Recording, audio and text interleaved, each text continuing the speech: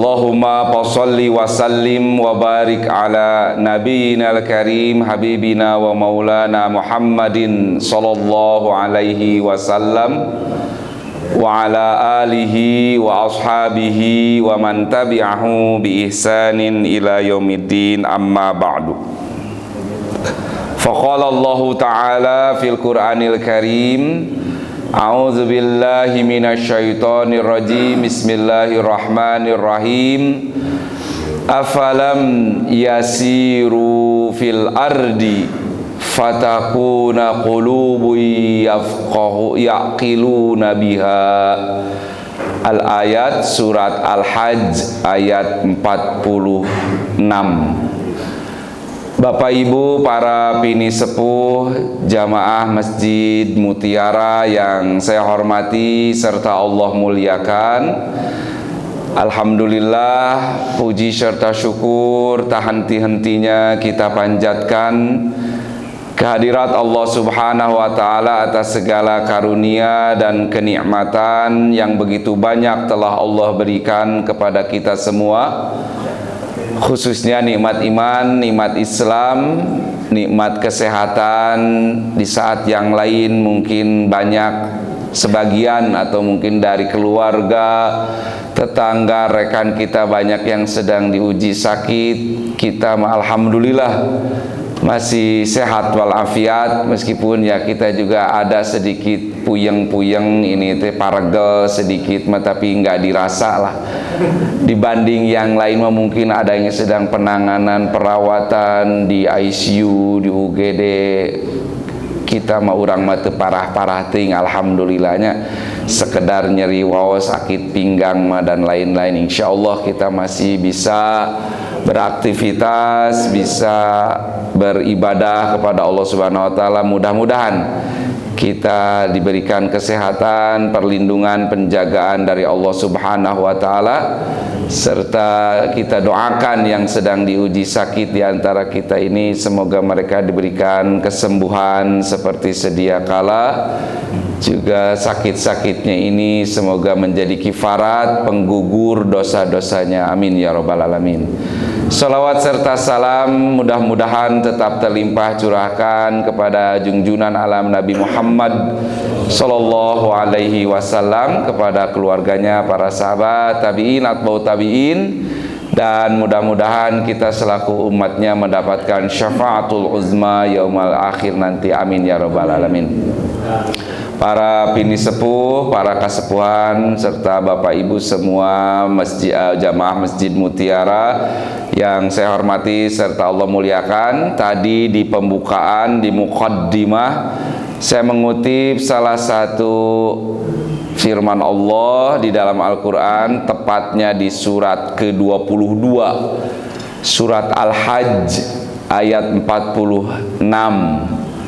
Allah berfirman, a'udzubillahi minasyaitonir rajim, afalam yasiru fil ard fatakuna qulubu yaqiluna biha. Al-ayat sampai situ saja dulu, karena di sananya nanti masih ada terusannya lagi.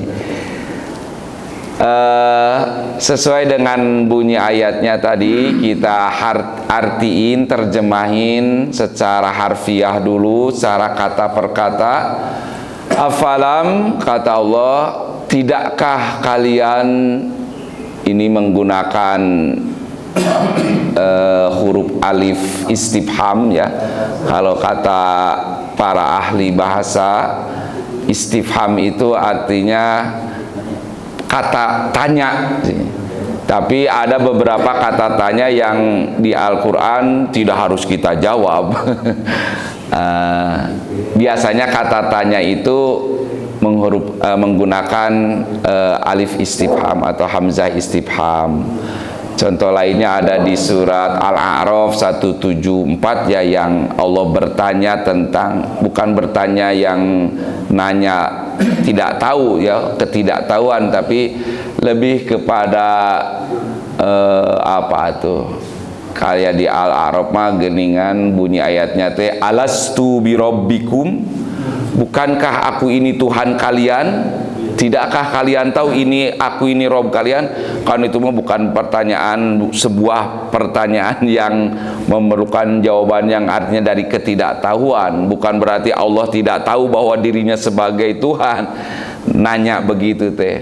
Nah kayak ayat ini pun, afalam yasiru, tidakkah kalian melakukan sebuah journey, perjalanan? Nah saro yasiru itu juga keunikan bahasa Al-Quran. Kalau kita telaah, wah siga nama sampai hari kiamat kita tidak akan habis ilmu Al-Quran ya. Quran menggunakan kata saro yasiru, artinya terjemahnya berjalan, perjalanan, bepergian, atau berjalanlah, aktivitas berjalan. Nanti juga dalam bahasa Al-Quran kadang digunakan kata masya yamshi, artinya juga sama, berjalanan. Dua-duanya digunakan di Al-Quran. Yang masya yamshi mah di surat Al-Furqan, wa ibadur rahmanil ladzina yamshuna 'alal ardi hauna. Dan hamba-hamba Allah, ibadur rahman itu hamba-hamba Allah yang ciri-ciri paling kentara, paling terlihat mah dari cara berjalannya saja, katanya hamba-hamba Allah mah yamshuna fil ardi, berjalan di muka bumi itu haunan, tidak ponggak, tidak petang-tang peteng-teng, te medengkreng, te legeg, te ngajago. Jadi naon atunya bahasa Sundanya, mohon maaf ini te bahasa Sunda we.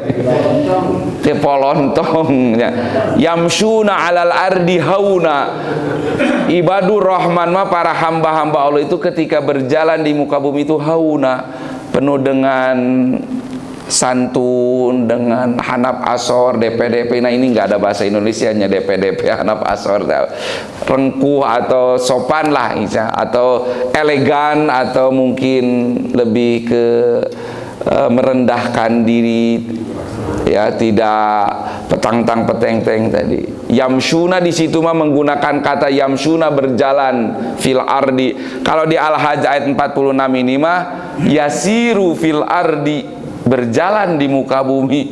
Apa bedanya atuh ini teh? Quran teh pemborosan kata, mau pakai yamsu mau pakai yasiru, sama-sama berjalan mah atuh buat apa Quran teh penghamburan kata saja? Bukan. Tidak semata-mata Quran menggunakan ini, katanya menggunakan diksi begini, yang ini pasti ada maknanya, ada pelajaran. Kalau yamsu dalam bahasa Arab itu lebih kepada pola atau cara berjalannya saja. Kayak tadi tidak petang-tang peteng, sikap berjalan dengan gerakan aktivitas melangkahkan kaki, disebutnya dalam bahasa Arab itu masya yamshi, berjalan secara activity saja, kegiatan berjalan. Tapi kalau yasiru itu perjalanan berjalannya yang biasanya agak jauh. Kalau yamshi itu berjalannya mau jarak dekat juga, dari rumah ke masjid disebutnya yamshi. Ana amshi ilal masjidi, saya berjalan ke masjid. Karena biasanya yamshi itu berjalannya relatif tidak terlalu jauh. Tapi kalau yasiru, long journey, perjalanannya agak jauh. Salah satu contohnya di dalam surat Al-Isra, ya, ayat pertama ketika Isra Mi'raj, Nabi SAW diperjalankan.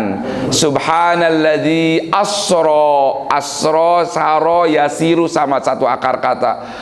Rasulullah diperjalankan, dan itu perjalanan jauh kan, minal masjidil haram ilal masjidil aqsa, dari Masjidil Haram, Ka'bah yang berada di Makkah, ke Masjidil Aqsa yang ada di Palestina, Yerusalem. Itu kurang lebih sabaraha ribu kilometer, itu 1000 kilometer ya.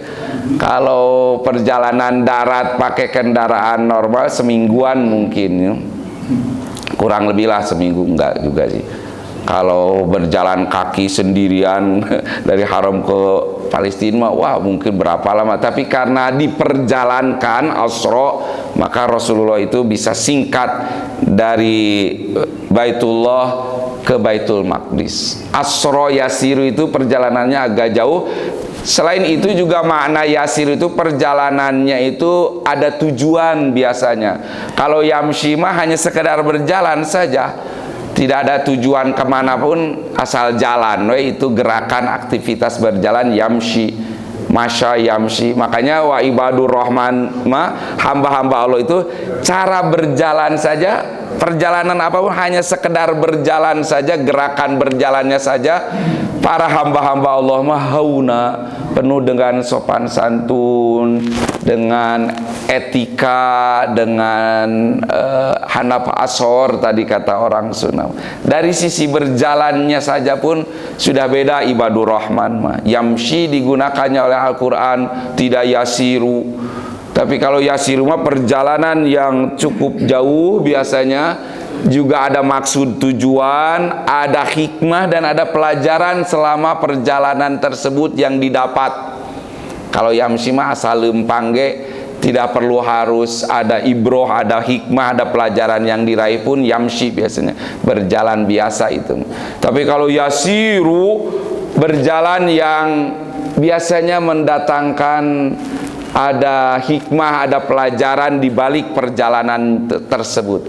Makanya di Al-Hajj 46 ini Allah menggunakan diksi yasiru fil ardi. Kalau tadi di Al-Furqan yamshuna 'alal ardi. Ya, kenapa dibeda-beda gitu? Ternyata ada makna tertentu Allah memisahin. Dan banyak lagi diksi-diksi di Al-Quran, penggunaan satu sisi begini katanya ayatnya, satu huruf satu surat, satu ayat yang beda lagi. Padahal di terjemah Indonesianya itu juga. Contohnya ada mar'atun, ada imro'atun. Padahal sama-sama artinya perempuan. Contoh dalam menjelaskan perempuan-perempuan atau istri-istrinya para nabi dan tokoh-tokoh yang disebutkan di Al-Quran. Contohnya tokoh Imron, ya. Wa imro'ata Imron, dan istrinya Imron. Wa imro'ata Lut, wa imro'ata Nuh, dan istrinya Nuh, istrinya Lut. Wa imro'ata Fir'aun, dan istrinya Fir'aun. Wa imro'atu hammalatal hatab, dan istrinya Abu Lahab yang suka membawa kayu bakar. Siapa istri Abu Lahab itu namanya? Ummu Jamil, Bu. Sanes Nyonya Lahabnya, Ummu Jamil. Jadi banyak diksi di Quran yang artinya sama, istri, tapi beda digunainnya. Ketika menggunakan imro'atun, dan nanti ada juga zauzun. Uskun anta wa zaujukal jannah, ke Nabi Adamah, tinggallah engkau beserta istrimu di surga. Kenapa tidak wa mra'ataka, dan istrimu? Tapi wa zaujuka, dengan pada sama-sama istri, pasangan.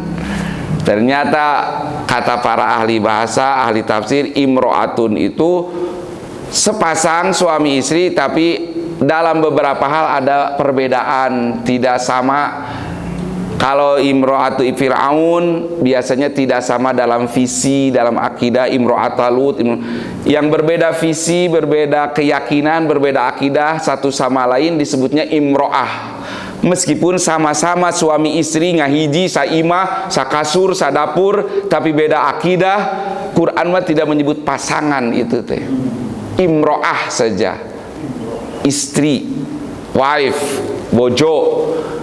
Nah, kalau jauzun, jauzatun itu pasangan yang artinya saling menggenapkan, saling melengkapi. Kalau Quran menggunakan diksi jauzun, jauzatun, berarti pasangan suami tersebut saling melengkapi, saling menyempurnakan, satu visi, satu tujuan, disebutnya jauzatun. Makanya Adam dan Hawa karena sama-sama pasangan yang satu visi, satu tujuan, satu tempat tinggal juga di surga, mereka disebutnya jauzun, pasangan. Karena jauzun itu artinya bahasa Arab aslinya mah genap, melengkapkan. Bilangan genap kan bilangan yang ya lengkapnya, bilangan yang habis dibagi dua dalam matematika mah. Makanya juga suami istri mah kalau disebut jauzun, jauzatun mah kalau punya rezeki teh dua anak teh habisnya dibagi dua. Kerjasama lah pokok namanya. Suami biasanya punya workshop, suaminya work, istrinya sop belanja. Suami yang kerja, istri yang belanja. Pokoknya habis dibagi dua harta teh untuk suami dan istri. Artinya maksud habis dibagi dua teh kepemilikannya bareng-bareng lah, tidak ada yang saling mengakusisi imanu aing bawaan saya imati si bapak baretoge canes gitunya. Nah, kembali lagi kepada yasiru fil ardi al-hajj ayat 46. Kenapa tidak pakai yamsuna alal ardi? Karena kita disuruh oleh Al-Quran, afalam yasiru fil ard, tidakkah kalian melakukan sebuah perjalanan yang mendatangkan pelajaran bagi kalian? Di muka bumi ini jangan hanya sembarangan piknik. Sekarang tuh usum piknik, long weekend. Saya dari Garut tadi malam menuju Cimahi, karena saya lupa jadwal subuh ini ternyata. Pulang hari Jumat, saya pada posisi Jumat di Cimahi dengan tenang pulang hayang nurutan batur lok weekend macet-macetan Jumat petang teh. Pas nyampe rumah kata Ustadz Baran jadwal cina besok, Sabtu, saya bukan Jumat, pulangnya Sabtu siang saya pulang. Karek gegek namanya juga duduk, ada WA dari Ustadz enjing subuh di mutia, saya kudu balik deh. Balik lagi tadi malam rame perjalanan long journey ini. Tapi harus ada pelajaran yang diambil, jangan sekedar hanya jalan-jalan lain tamu laku, bukan sekedar lumampah sembarangan.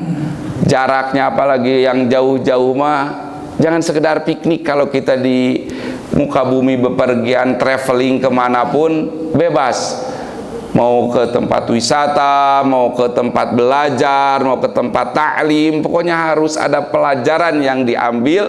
Yang bisa mengambil pelajarannya, kita teruskan ayatnya, fatakuna qulubu yaqiluna biha, sehingga otak kalian, bukan otak di sini mah yaqiluna teh, hati kalian bisa memahami. Nah, di judul, di monitor yang bisa kita lihat ini, otak kita itu bukan hanya di kepala.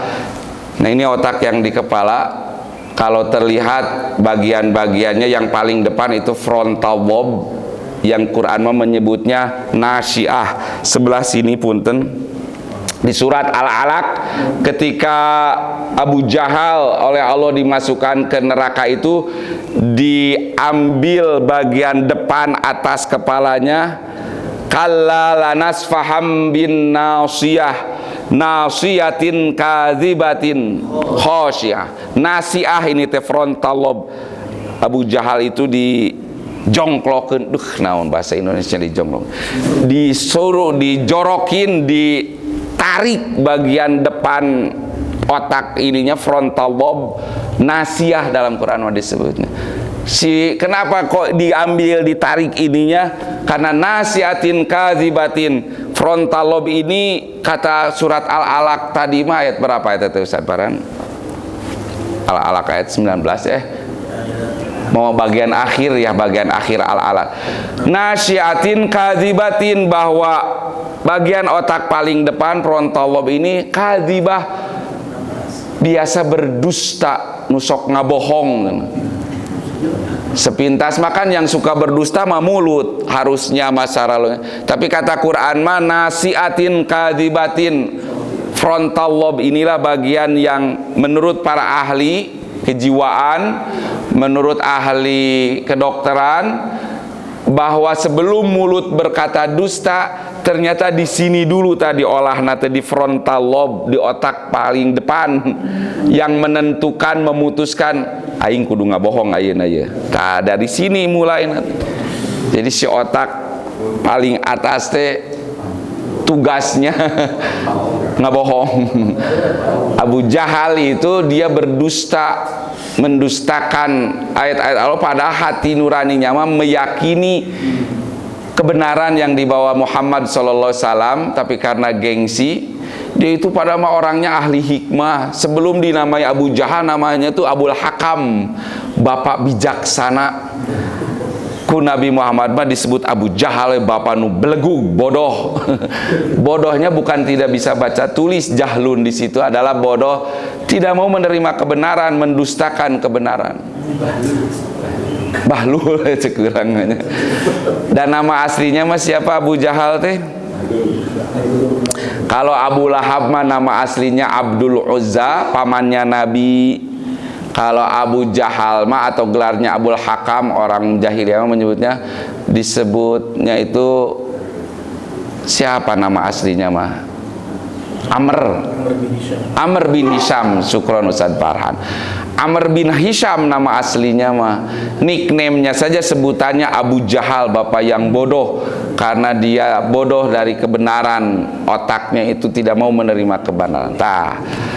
Kita kupas sekarang ada kata qulubu yaqiluna biha di Al-Hajj ayat 46 yang kita bahas, bahwa Quran menyebutkan yang berfikir yaqilun itu qulubun, bukan otak ini tapi hati.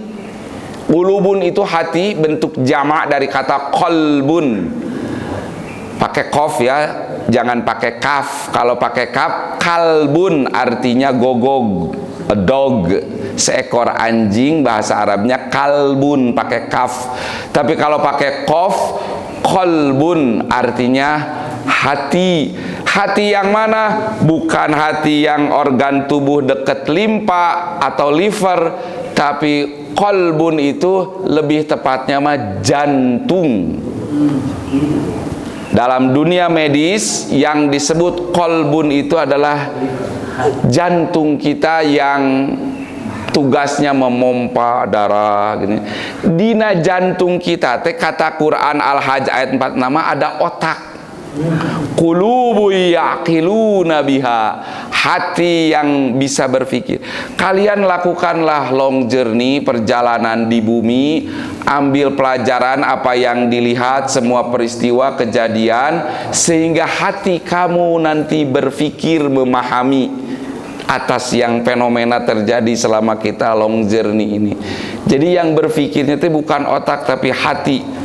Nah ya, qulubu yaqiluna biha au azanu yasma'una biha, atau pendengaran telinga. Azanun teh bentuk jamak juga dari uzunun. Iya bahasa Arabnya mirip-mirip tapi beda. Ada azan, ada azanun. Ini mah bukan azan seruan panggilan sholat. Penulisan azan panggilan sholat mah tidak pakai alif di depan za-nya. Azan saja, panggilan. Tapi kalau azanun, kenapa Ustadz Farhan dengan teliti ngajarin tajwid, ngajarin tahsin ke ibu bapak? Iya harus panjang 2 harkat, ini harus melafalkannya begini supaya nggak ketuker artinya. Wayahna we kita teh diajarin Ustadz Farhan atau guru tahsin yang lain, mulut kita teh harus dimonyong-monyong. Ustadz sudah susah, sok paksain. Za misalkan ada za, ada dal. Dal mah tanpa titik kan azabun, siksaan. Azabun pakai titik, siksaan, maaf. Tapi kalau tanpa titik azabun artinya tawar, hambar, tidak ada rasa. Tuhnya beda titik, beda arti, ngaliurkeun cenah bahasa Arab. Ya wayahna saja ya. Kita harus ada effort, ada usaha, sungguh-sungguh belajar tahsin ke Ustadz Farhan atau ke siapapun guru ngaji kita. Meskipun sudah sepuh, meskipun lidah kita memang tidak terbiasa, memang ini bukan bahasa ibu kita, bahasa Arab mah. Tapi kan jangankan bahasa Quran, kita waktu belajar bahasa Inggris juga dipaksa. Mulut kita itu harus mengucapkannya sesuai dengan huruf-huruf alfabet dalam bahasa Inggris. Saya paling kesel dulu belajar bahasa Inggris, pengucapan huruf C katanya. Vitamin C. C teh kadang harus dibaca C, di bahasa Inggris mah kadang dibaca K. Ya. Contohnya ada penulisan sirkus, itu tuh semua pakai letter C, pakai C hungkul. C yang pertama dibaca C, sir. C yang di tengah-tengahnya dibaca K, sirkus. Teu konsisten bahasa Inggris mah. Padahal ditulisnya mah dengan C saja, dua-duanya circus. Tapi kenapa dibacanya jadi yang satu si, yang satu K? Sirkus. Kadang C itu dibaca K juga ketika di awal. Kelas cenanya. Menyebut kelas, kelas. Ditulisnya mah ku C, kelas. Dibacanya harus kelas cenah. Tapi juga nanti harus dibaca si, chemical. Palabah nulis chemical, kimia. Jadi C deui, teu K deui. Konsisten. Huruf O dua dalam bahasa Inggris kadang harus dibaca U. Contoh dalam penulisan book, book, buku, dibacanya teh harus U, book. Tapi dalam penulisan pintu, door, harus dibaca door, jangan dur. Konsisten bahasa Inggris. Dipaksa kita harus mengucapkan door dan dibaca book, padahal dua-dua double O. Naon bedana atuh? Dasarua double O, yang satu harus dibaca U, yang satu harus dibaca O. Book dan door. Saya marah tak kau pencipta bahasa ini. Apalagi bahasa Al-Quran, ada azanun, ada azan. Azanun ini mah bentuk jamak plural dari udhunain, dua telinga. Jadi tidaklah kalian melakukan sebuah perjalanan di muka bumi ini agar hati kalian bisa memahami dan telinga-telinga kalian bisa mendengar. Fa innaha la ta'mal absor. Ini salah ayatnya di pengutipnya. Sesungguhnya tidaklah, ini yang ngetiknya bukan salah Qur'annya ya. Tidaklah yang buta itu penglihatan, tetapi yang buta itu, yang disebut kebutaan itu adalah buta hati. Tuh, buta hati yang ada di dalam dada, al-qulubis sudur. Kembali lagi kepada pembahasan hati itu bisa berpikir, bisa memahami. Selama ini alat untuk memahami, kognisi, pemahaman, bisa calculate, mengkalkulasi, bisa mendefinisi segala teh biasa nama identiknya ku otak. Menurut neuroscience, otaklah tempat kognisi manusia, tempat pusat mengolah data, memahami. Tapi kata Quran surat Al-Hajj ayat 26, jantunglah yang sebetulnya berpikir mah. Waduh, cenah ieu aliran sesat. Jantung kita, kolbu tuh tadi ya, berasal dari kata qallaba yuqallibu, arti aslinya mah bolak-balik, inkonsisten, tidak tetap. Sifatnya hati, jantung itu tidak tetap, selalu ada pergulatan batin, aya galau cek bahasa ABG. Kadang kita teh mood kita itu bolak-balik ya. Ada mood lagi seneng, mood lagi kecewa, sedih, bahagia dan sebagainya. Itulah sifat qalb. Kenapa dinamain qalbun? Karena qallaba yuqallibu itu artinya bolak-balik. Di Quran Al-Hajj ayat 46 disebutkan qalbun kita ini yaqilun. Nah, yaqilun itu dari kata aqala yaqilu, bahasa Arab juga ini artinya berpikir. Kenapa di situ menggunakan diksi yaqilun tidak aklun? Berpikir lebih ke aktivitasnya. Jadi bukan ada organ otak di dalam jantung sebetulnya mah, tapi jantung kita bekerjanya layaknya otak, bisa berpikir, yaqilun. Nah, dalam Quran kata akal disebutkannya di situ akilun, yaqilun, bukan aklunnya, sebagai kata kerja, bentuk kata kerja. Jadi ada aktivitas rasional manusia itu bertumpu pada qalbu kita, menjadi mesin utama bagi logika dan moral nantinya ya. Nah ini jantung yang disebut qalbun. Menurut Imam Al-Ghazali, jantung kita itu dibagi dua. Ada bagian biologis, unsur biologisnya, yaitu seonggok daging yang di dalam hadis mah disebutnya mudghah.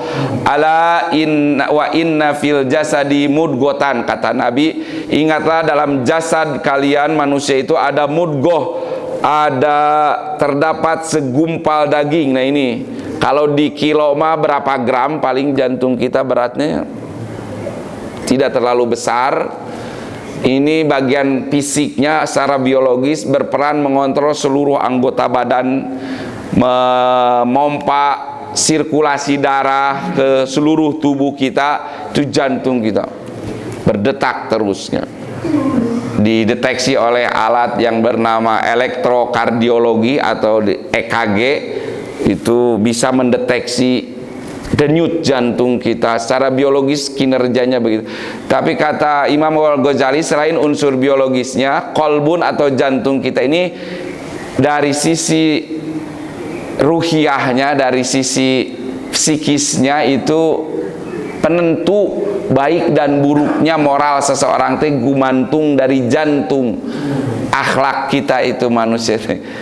Maka benar kata Nabi, dalam hadis ini disebutkan kolbu kita ini jika baik, maka baik seluruh tubuh kita. Baik secara fisik, jantungnya sehat, sehat tubuh kita. Jantungnya mulai bermasalah, ada sumbatan ataupun denyutnya mulai melemah, maka akan sakit juga badan kita, mulai ngarembet kadituna teh karena saraf di otak, ada gangguan stroke dan sebagainya gara-gara tina jantung, atau nanti kolesterol dan sebagainya.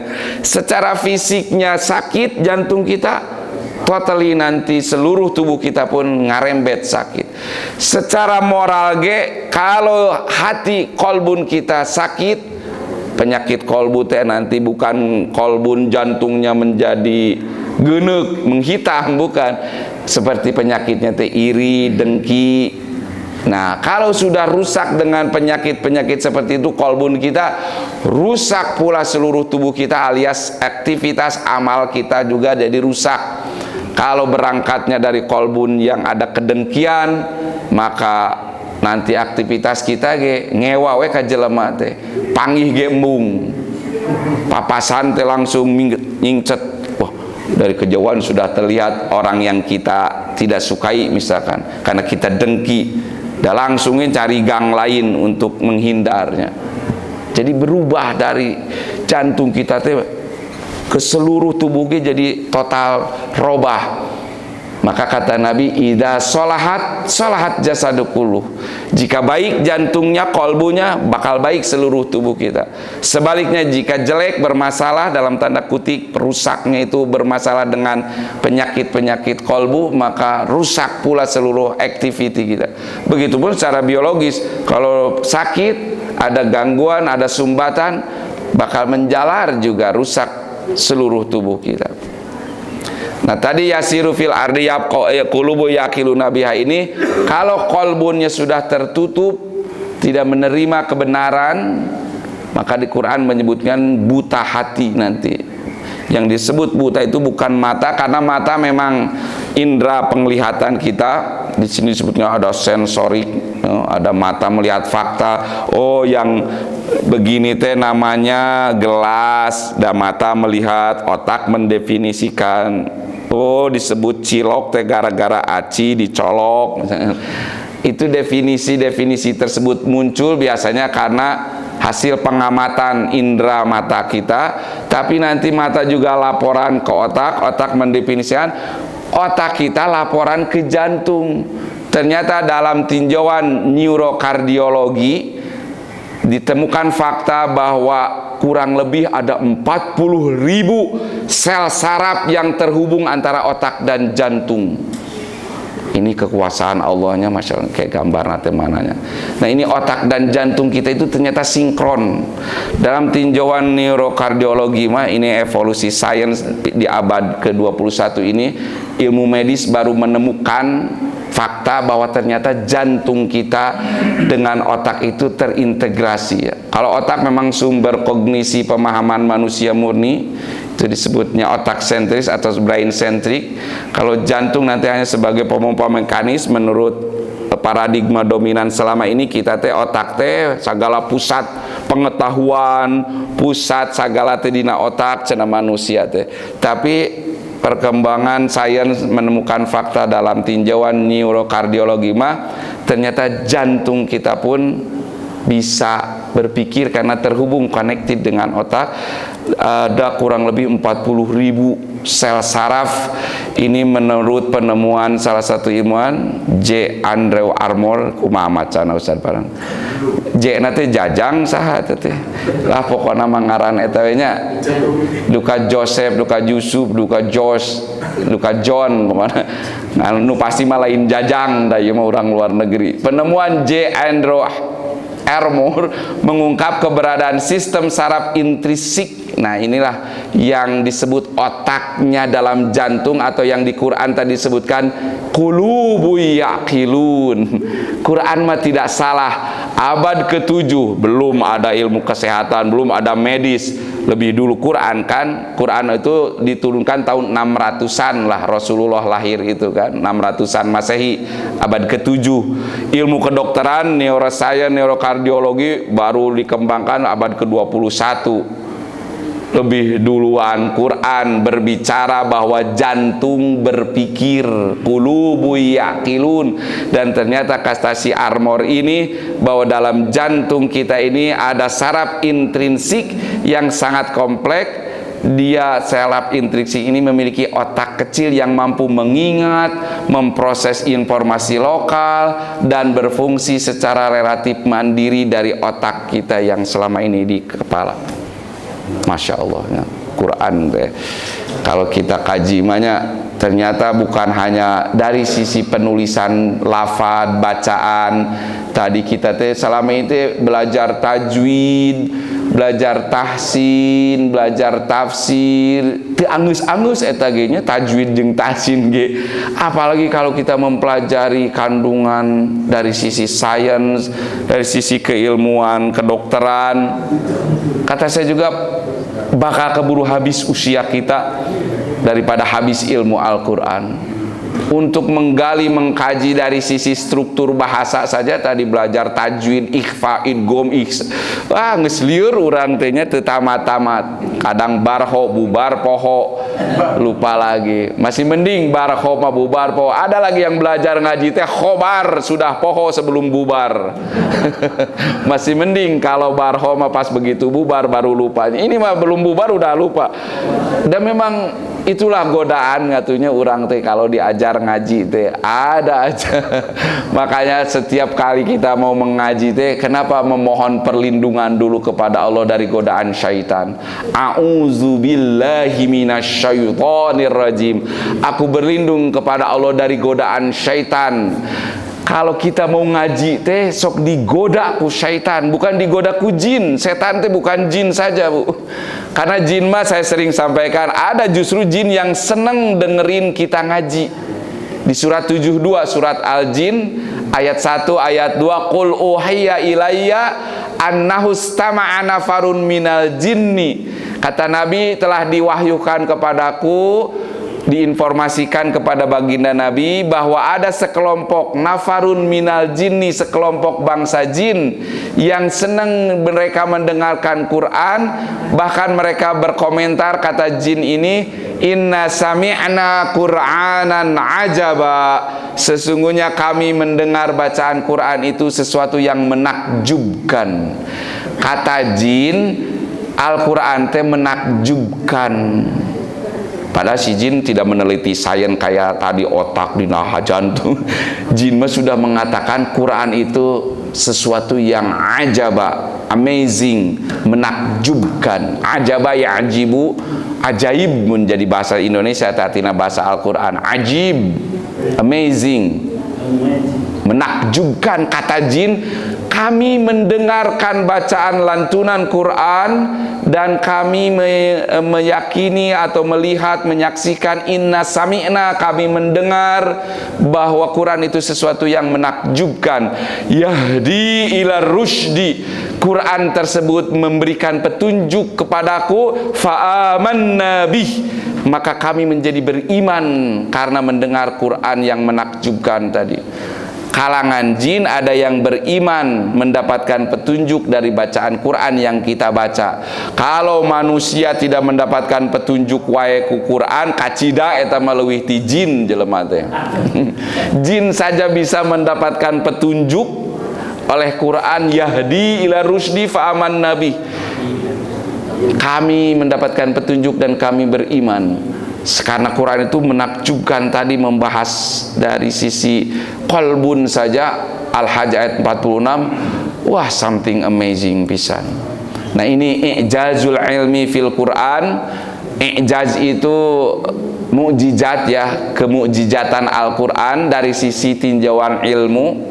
Quran memang bukan buku sains, bukan buku kedokteran, tetapi Quran merupakan kitab panduan kehidupan kita yang disebut hudan. Di Al-Baqarah ayat 2 disebutnya hudal lil muttaqin.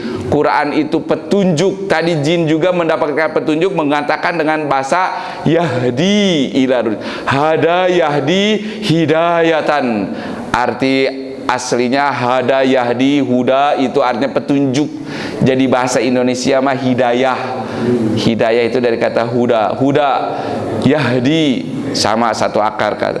Quran itu hanya sebagai petunjuk, bukan buku sains, bukan buku kedokteran, tapi kemujizatannya itu mampu memberikan isyarat konseptual tadi mengenai hati saja, sebagai ternyata hati atau kolbun kita itu menjadi pusat pemahaman yang selama ini manusia menganggap pusat kognisi manusia tadi otak, tapi Quran sudah memberikan isyarat di Al-Hajj 46, pusat pemahaman yang sesungguhnya adalah di dalam jantung, di hati. Ini baru terungkap mekanismenya bahwa di dalam jantung kita ada otak. Dari sisi tinjauan neurokardiologi, kata si J. Armour tadi, ada sel saraf intrinsik, kurang lebih 40.000 saraf yang berfungsi sebagai otak di dalam jantung yang bisa kita mencerna, memahami itu beberapa abad kemudian. Nah, ini mah fungsi-fungsi otak, nanti fungsi jantung. Secara biologis fungsi otak mah sebagai komputasi data, menyimpan memori, save kita ingatan, menghafal Quran, menghafal rumus-rumus itu di otak. Secara fungsi otak, secara biologis mah tugasnya nuk itu. Tapi hati secara fisik tadi fungsinya jantung mah memompa kehidupan darah, kestabilan, respons. Nanti dalam kaitannya otak dan jantung kita akhirnya harmoni, bukan sebuah kontradiksi antara apa yang dipikirkan dalam otak dan yang ada di dalam hati. Itu sejatinya sinkron, harmoni, nyambung, tidak bertentangan. Kalaulah bertentangan, nasi frontal lobe tadi, si nasyah ini kadang yang berdusta. Sebetulnya mah otak dan hati itu dia satu kesatuan yang harmoni. Otak sebagai pusat pengolahan data, sedangkan hati atau jantung pusat arah spiritual di dalam dada kita. Otak dan hati bukanlah musuh yang bertentangan. Apa yang dipahami ku otak, kaharti ku akal, pasti kecek hati nurani ge benar. Tapi kalau kata hati nurani benar, kata otak misalkan disalah-salahin, bisa otak mah menyalah-nyalahkan. Oh, ieu mah cenah dibolak-balik we geningannya ku logika, ku akal. Tapi kalau hati mah mau bisa dibohongan, otak mah bisa ngabohongi. Terakhir, di era pusat informasi modern sekarang, kita dibanjiri dengan berbagai informasi dari media sosial, dari grup WA dan sebagainya. Data-data itu masuk begitu banyak dan cepat. Kejadian di luar negeri 1 detik yang lalu, ayeuna keneh ge dugi ka urang berita atuh. Kemajuan teknologi begitu cepat, tidak terbatas. Tapi otak mah nanti bukan karena kita kurangnya memproses data, biasanya hati yang kurang menerima kalau ada sesuatu yang tidak sesuai dengan hati. Makanya kebenaran itu nanti diterimanya oleh hati. Jadi kita bisa simpulkan antara Al-Quran, dari sumber teks suci kitab Al-Quran itu, qalbun adalah sentral pemahaman sejati dan aktivitas berpikir menggunakan pola kata kerja. Aqala yaqilu, ta'aqqul itu berpikir, berakal. Kemudian sains modern menyebutkan bahwa dalam jantung kita itu ada otak di dalam jantung kita yang menampung kurang lebih 40.000 neuron intrinsik, sel saraf intrinsik yang secara mandiri mampu memproses emosi dan kesadaran. Maka hakikat kita manusia diciptakan oleh Allah dibekali jantung dan otak itu, ini menjadi satu kesatuan yang kognisi paralel, pemahaman paralel. Apa yang dipahami otak dan hati itu melalui memproses informasi dan data, hati kita nanti memberikan arah kamana itu kuduna. Nah, oleh hati nanti penentu arah, final decisionnya mah, keputusan akhir mah cek nuranina kumaha. Semua data, semua informasi yang kita tangkap, apa yang kita lihat, apa yang kita cerna, ujung-ujungnya mah hati yang menentukan benar dan tidaknya mah. Kebenaran tidak cukup ditangkap oleh tajamnya akal, karena banyak nu palalinter secara akal, IQ-nya mah wah high gila. IQ-na teh palalinter, ilmu eksak nukara itu profesor, doktor, gelar nage nepi ka 3 meter. Tapi kalau hatinya buta, tadi di surat Al-Hajj, kebutaan itu bukan buta akal mata, tapi kebutaan hati. Jadi kebenaran itu ditangkapnya dan dijemput harus dihidupkan oleh hati yang jernih. Makanya nanti di surat Ibrahim ya Ustaz, yang datang kepada Allah dengan selamat itu illa man atahu biqalbin salim. Di akhirat yang menjadi kata Allah, be my guest, datang kepadaku dengan selamat, dengan lancar, itu orang-orang yang qalbunnya salim, illa man atahu, hati yang jernih, tidak ada iri dengki, tidak ada hasud, tidak ada kebencian, tidak ada genek maluk muktenaun, itulah pokoknya. Itulah hati ya, bisi bahasa Sunda unggul atau saya sakit itu. Itu saja mungkin Bapak Ibu untuk kajian subuh kita Ahad ini, membahas surat Al-Hajj ayat 46, bahwa hati kita, makanya ada istilah manajemen kolbu, menata hati dan sebagainya ya, harus kita jaga ya. Jantung kita, maksudnya bukan hati, itu jantung, ingat, harus kita jaga. Secara fisiknya pun, secara biologisnya, unsur biologisnya, jantung kita harus dijaga dengan olahraga, pola hidup sehat. Tapi rumasa abigi can bisa ngajaga pola hidup sehat, menjaga jantung kita agar sehat. Juga secara bukan biologisnya saja, jantung bagian innernya, bagian dalamnya pun harus dijaga kesehatannya. Hindari benci, hindari dengki, hasud, jangan hasad ya. Itulah demi kemaslahatan kita. Kata Nabi, jika baik kondisinya, sehat secara unsur biologisnya jantung kita, peredaran darah normal, mual kolesterol, mual stroke. Juga kalau sehat secara psikologis jantung kita, tidak dengki, maka sholahat jasadu kulluh, semua aktivitas dan jasad kita pun sehat. Itu rahasia hidup sehat menurut Al-Quran mah, sehat jasmani dan secara rohani. Makanya suka satu paket disebutnya, istilahnya sehat wal afiat. Afiat itu sehat secara ruhani. Meskipun secara biologisnya, fisiknya tidak sehat, kayak mata saya ini sudah tidak sehat secara biologis, harus dibantu oleh kacamata. Kaki-kaki kita, maaf mungkin para pini sepuh, secara biologis sudah tidak sehat, asam urat, pengapuran. Tapi meskipun tidak sehat, bapak teh ka masjid getol, ka pengajian rajin, itu berarti afiat. Ada orang yang sehat biologisnya tapi tidak afiat, kakinya jog-jog tapi kalau dipakai maksiat, dipakai hal-hal yang di luar ibadah. Tangannya, matanya masih sehat secara biologis, tapi kalau dipakai maksiat kepada Allah, berarti itu tidak afiat, hanya sehat saja. Tapi kita misalkan meskipun tidak sehat, pengapuran, rematik, asam urat, tapi dipakai ibadah, berarti afiat. Kudu nu mana atuh? Ya dua nana. Makanya kita memohon kepada Allah sehat wal afiat. Barakallahu fikum, wallahu alam bisawab. Subhanaka Allahumma wa bihamdika, asyhadu an la ilaha illa anta, astaghfiruka wa atubu ilaik. Aqulu qouli hadza wa astaghfirullaha li wa lakum, walhamdulillahirabbil alamin, wal afu minkum. Wassalamualaikum warahmatullahi wabarakatuh.